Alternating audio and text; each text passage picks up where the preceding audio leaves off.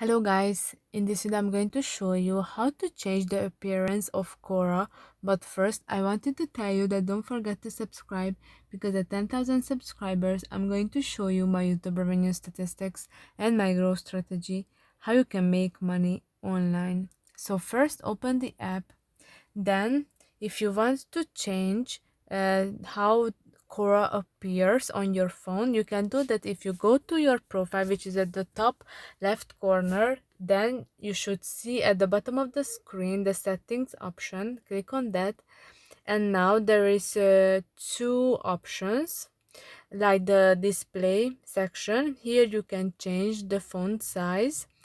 You can see that you can make the letters bigger or smaller, and there is the theme option. Adjust how you would like the Quora app to appear. There is the light mode, the dark, and the auto, which depends that you are using Quora in daylight or at night. So this is how you can change Quora's appearance. I hope that this video was helpful for you. If it was, please consider subscribing, and see you in the next one. Bye bye.